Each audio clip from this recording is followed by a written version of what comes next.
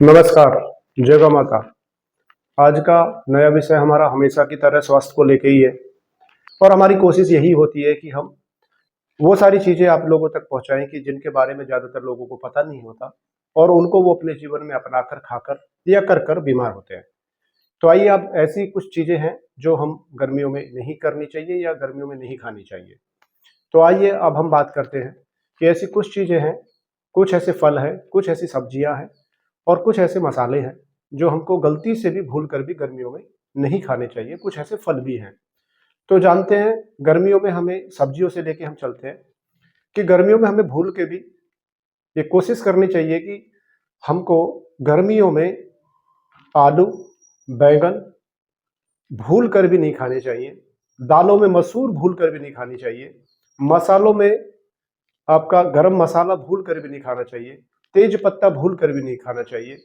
साथ में फलों की बात करें तो चुकंदर गलती से भी नहीं खाना चाहिए।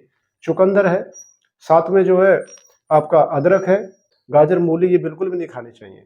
पत्तेदार सब्जियां बिल्कुल भी नहीं खानी चाहिए, जैसे पालक है, मेथी है, पालक, मेथी, सरसों, और साथ में जो है आपका ये बथुआ है, जो है चौलाई है। ये गलती से भी भूल के भी गर्मियों में हमको नहीं खानी चाहिए। फलों में चुकंदर फल में आता है कि बिल्कुल नहीं खाना चाहिए गर्मियों में। ये जो आपको खान पान अभी मैंने बताया है वो इसलिए नहीं खाना चाहिए क्योंकि ये सभी गर्म है, और जो गर्म है, ये गर्म चीज खाने से, गर्मी का मौसम है तो आपको पाचन तंत्र से जुड़ी हुई बीमारियां हो जाएंगी और निश्चित हो जाएंगी। क्योंकि अगर आप पेट से जुड़ी हुई समस्या से पहले ही परेशान है या नहीं है तो बिल्कुल आप पेट के रोगी बन जाएंगे। तो भूल कर भी ये चीज नहीं खानी चाहिए। यहाँ फिर एक चीज और मैं आपको जोड़ना चाहूंगा कि जितने भी सूखे मेवे हैं वो बिल्कुल नहीं खाएं, और जितनी भी मिठाइयाँ हैं बिल्कुल ना खाएं। डेयरी प्रोडक्ट में घी से जरूर परहेज करें, और अपनी सब्जी में अगर छांक लगाना है आपको तो सब्जी में सरसों के तेल का छांक बिल्कुल भूल के भी ना लगाएं। इस मौसम में नारियल का तेल या देसी गौ माता का घी, उससे छांक लगा के आप खा सकते हैं। तो गर्मी के मौसम में इन सारी चीजों को आप अगर अवॉइड करेंगे तो आपका स्वास्थ्य अच्छा रहेगा। अक्सर मैंने देखा है अपने यहाँ रोगियों को आते हुए और ये कहते हुए कि वो तला भुना खाते हैं या आलू की सब्जियां खाते हैं या बैंगन की सब्जी खाते हैं या मसूर की दाल खाते हैं या चुकंदर का जूस पीते हैं। ये सारी विरुद्ध आहार आपके शरीर में बन के जाएगा, क्योंकि अगर आप बेमौसम के, बे ऋतु के अनुसार चीजों को खाएंगे तो उससे ऋतु के अनुरूप जब चीज नहीं लेते आप तो विरुद्ध आहार होता है। और जो विरुद्ध आहार होता है वो आप सब समझते हैं कि विरुद्ध आहार मतलब मौसम के विपरीत, समय के विपरीत, ऋतु के विपरीत।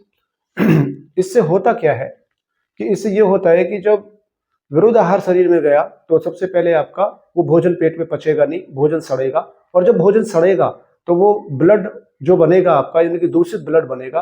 हम लोग रस, रस से फिर रक्त बनता है, सप्त धातु में आयुर्वेद में वर्णन हुआ है। तो रस, रस के बाद रक्त, तो जो रक्त है वो भी दूषित होगा।